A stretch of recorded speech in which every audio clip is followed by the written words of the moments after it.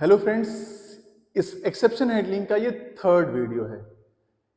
हमने अभी तक ये रन कराया है कि पहला जो प्रोग्राम हमने रन कराया था लास्ट वाले वीडियो में, उसमें ट्राई कैच नहीं लगाया था, एक्सेप्शन हैंडलिंग अप्लाई नहीं किया था।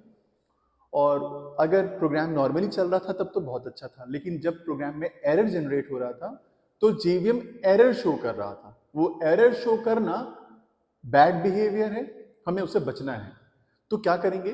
ट्राई कैच लगाएंगे, एक्सेप्शन हैंडलिंग अप्लाई करेंगे ताकि एरर जनरेट ना हो। अब एक्सेप्शन हैंडलिंग हमने कैसे लगाया, लास्ट वाले वीडियो में देखा भी था, तो उससे एरर मेरा बच गया था। लेकिन इस प्रोग्राम को सबसे पहले रन कराते हैं, देखते हैं। हमने इस पर ट्राई कैच लगाया है, तब भी देखते हैं इसमें एरर आ सकता है क्या। एक बार इसको रन कराते हैं, फिर समझाऊंगा कि ये प्रोग्राम किस चीज का है और इसको कैसे ठीक करेंगे।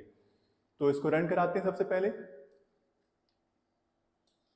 तो सबसे पहले कंपाइल करेंगे javac exception test3 write dot Java, run करेंगे जावा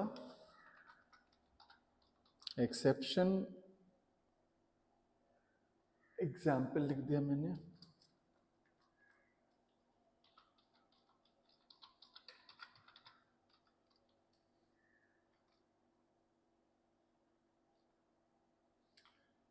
इनपुट मांग रहा है मेरे से, हमने दिया 3 और फिर दिया हमने h, और एक एरर जनरेट हो गया। कौन सा?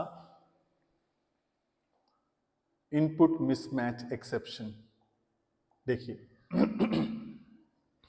एक नया एरर है, इनपुट मिसमैच एक्सेप्शन। कहां पर है? Java dot यूटिल। हमने पहले से इंपोर्ट तो कर रखा है यूटिल। क्या है एक्चुअली ये? हमने सोचा ना कि जो प्रोग्राम हमने लास्ट वाले वीडियो में बताया था डिवीजन का, उसमें ए और बी मैन्युअली वैल्यू रख लिया था, लेकिन इस बार हमने यूजर से वैल्यू लिया है। अब यूजर से वैल्यू लिया है तो यूजर गारंटी है कि वो हमेशा सही आउटपुट देगा ही, सही इनपुट देगा ही। पहली बार में तो इसने 3 दे दिया, ए में स्टोर हो गया, लेकिन बी में इसने स्टोर करते वक्त कोई इंटीजर वैल्यू ना दे करके एच एंटर कर दिया। अब एच तो इंटीजर नहीं है ना, जब इनपुट जो डालना चाहिए था वो मैच नहीं किया, तो एक नया जनरेट हो गया एरर। कौन सा? Input mismatch exception. और जब उसका ऑब्जेक्ट बना ना, तो ट्राई ने कहा, क्या कहा था मेरे से, कि अगर कोई ऑब्जेक्ट बनेगा तो मैं कैश के पास ले जाऊंगा। ये कैश के पास लेके गया, लेकिन यहाँ पर रेफरेंस वेरिएबल किसी और क्लास का था, इनपुट मिसमैच का था ही नहीं, तो ये रोक नहीं पाया। और जब ये रोक नहीं पाया तो एरर जनरेट होकर के जो जनरेट हुआ था वो चला गया जेवीएम के पास। और वो क्या करेगा? उसके पास कोई ऑब्जेक्ट जाएगा तो वो क्या करेगा? एरर ही तो देगा। उसने एरर दे दिया, रन टाइम पे एरर दे दिया, एक्सेप्शन हैंडलिंग अप्लाई करने के बाद भी एरर दे दिया, ट्राई कैच लगाने के बाद भी एरर आ रहा है। इसका मतलब क्या है कि ये सफिशिएंट नहीं है, हमें इसे ठीक करना है। इस प्रॉब्लम को कैसे ठीक करेंगे? मल्टीपल कैचेस लगाया जा सकता है, क्योंकि प्रॉब्लम तो एक नहीं हो सकता ना, प्रॉब्लम तो बहुत सारे हो सकते हैं। तो जब बहुत सारे प्रॉब्लम्स के लिए हम बहुत सारा कैच भी यूज कर सकते हैं, कहीं दिक्कत नहीं है। तो एक ट्राई के साथ मल्टीपल कैच का यूज किया जा सकता है। Input mismatch exception dot, not dot, F लगा देंगे, और उसके बाद फिर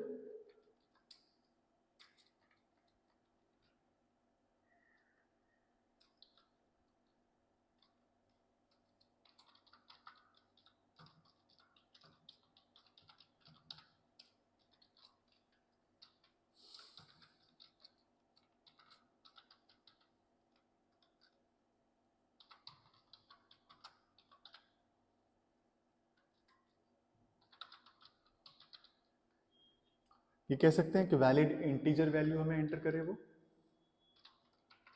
अब क्या होगा? अब अगर मैं इसको रन करूं तो क्या आउटपुट सही आना चाहिए? आएगा कि नहीं? एक बार रन करा के देखते हैं इसको। पहले कंपाइल कर लिया, अब रन कर रहे हैं। अब वो इनपुट मांग रहा है मेरे से, मैंने दिया 3 और फिर दे दिया h, और उसने क्या बताया मेरे को? Enter valid integer. उसने कहा मेरे से कि आप वैलिड इंटीजर डालो। एरर नहीं दिया उसने, एरर को सॉल्व कर लिया हमने। कैसे? ट्राई और कैच से। जो पहले एरर आ रहा था, ये सेम इनपुट के लिए देखिए मैंने सेम इनपुट डाला था, पहले एरर आ रहा था और अब एरर नहीं आ रहा है, एरर सॉल्व हो गया, एक्सेप्शन को मैंने हैंडल कर लिया। कैसे? एक ट्राई के साथ में मल्टीपल कैच लगा करके, और अगर तीसरा भी पॉसिबिलिटी है कोई नया एरर जनरेट करने का, तो उसकी भी एक्सेप्शन हैंडलिंग, उसके भी कैच हम लगा सकते हैं। एक ट्राई के साथ बहुत सारे कैच लगा सकते हैं, कहीं प्रॉब्लम नहीं है। लेकिन मान लीजिए कि हमने एक ऐसा प्रॉब्लम देखा जो उसको मेरे को याद ही नहीं रहा कैसे लगाना है, जितना याद कर सकता था, जितना सोच सकता था, उतने कैच लगा लिया हमने, लेकिन अगर उससे अलावा कोई नया प्रॉब्लम आ जाए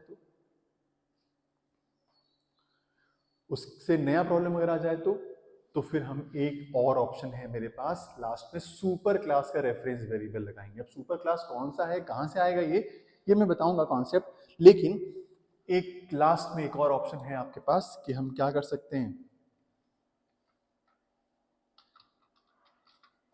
एक कैच लगा करके एक्सेप्शन लगा सकते हैं। इससे क्या होगा, इससे ये होगा कि अब चाहे कोई सा भी प्रॉब्लम आ जाए, अब रन टाइम पे एरर आने की पॉसिबिलिटी खत्म हो जाएगी लगभग।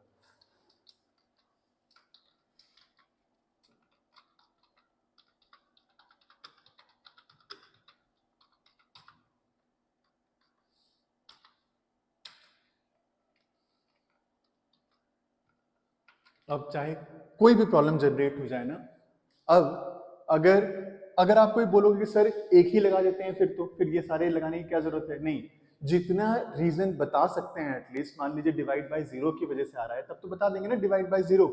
अब डिवाइड बाय जीरो के केस में भी हम यही प्रिंट करें समथिंग वेंट रॉन्ग, तो जिसका बता सकते हैं उसका तो बता दें एटलीस्ट। जितने सारे एरर को हम लोग जानते हैं उसके लिए करस्पॉन्डिंग कैचेस लगाना चाहिए, और इसके बावजूद भी अगर वो जेवीएम के पास जा सकता है तो उसके लिए फॉर दैट सर्कमस्टेंसेस के लिए हमने लगा दिया क्या, समथिंग वेंट रॉन्ग, कुछ ना कुछ गलत हुआ है, हमें पता नहीं है कि क्या है, लेकिन कुछ ना कुछ प्रॉब्लम है। तो कम से कम ये प्रॉब्लम शो करके ये तो बता देंगे कि कोई प्रॉब्लम है, लेकिन एरर नहीं आने देंगे।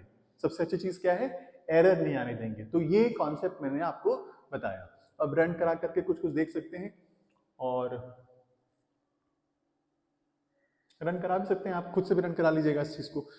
ठीक है, तो इस वीडियो में इतना रखते हैं, नेक्स्ट वीडियो में आपको नए कॉन्सेप्ट्स बताऊंगा।